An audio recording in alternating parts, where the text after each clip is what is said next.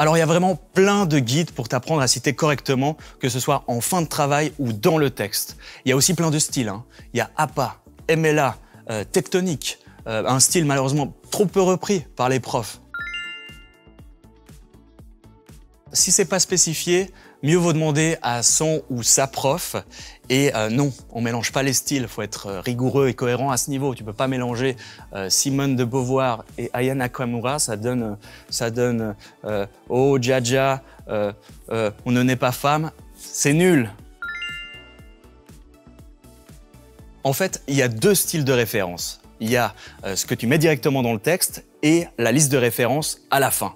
Pour ce qui est dans le texte, tu peux mettre l'auteur entre parenthèses à la suite du propos que tu reformules ou que tu cites, ou en note de bas de page suivant le style que tu utilises.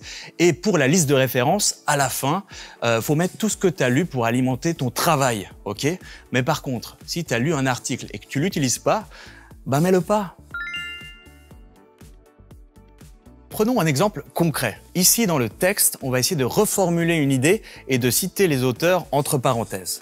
Alors attention, selon le style, pour la première apparition de la référence, on va jusqu'à 2 ou 3 auteurs. Ensuite, on met « et al » entre parenthèses.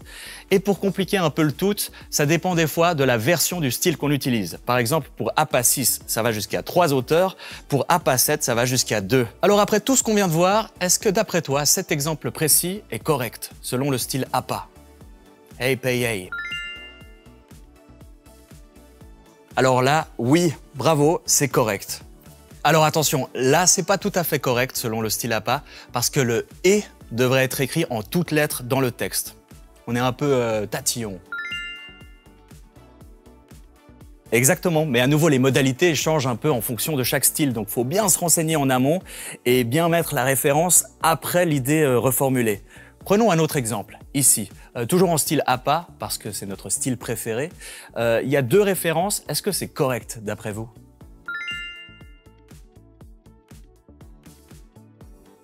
Exactement, c'est bon, on peut arrêter la vidéo. Alors ça s'appelle une source secondaire, et si tu peux éviter, évite, on n'aime pas trop ça. Si tu as accès à la source primaire, lis-la, c'est nécessaire et essentiel. Si tu n'y as pas accès, par contre, tu peux citer l'auteur de la source primaire dans le texte et entre parenthèses mettre « cité par auteur de la source secondaire ». Et si à nouveau tout ça te paraît trop compliqué, tu peux toujours aller dans le guide du style que tu utilises, que ce soit Harvard, APA, MLA.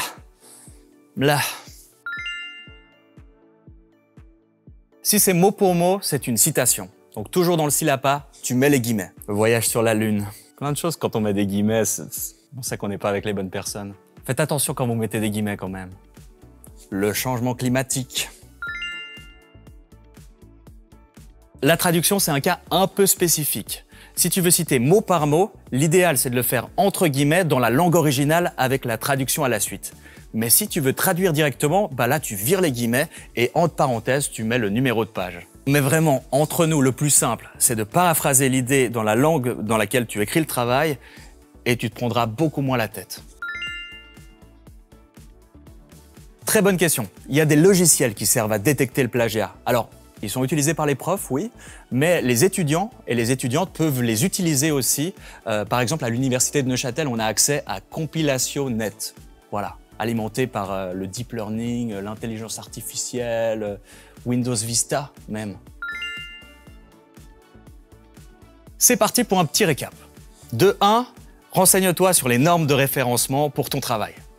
De 2, utilise des sources externes pour argumenter, pour donner de la crédibilité à ton travail, mais fais gaffe quand même à citer chaque fois que tu reprends les idées d'autres personnes. De 3, fais attention aux petits détails. Par exemple, que toutes les références dans ta liste de références soient également dans le texte, que les citations soient bien entre guillemets, etc., etc. De 4, tu peux vérifier ton travail avec le nec plus ultra de la technologie, Compilation.net. Fais-le, ça va te libérer l'esprit, un truc de fou.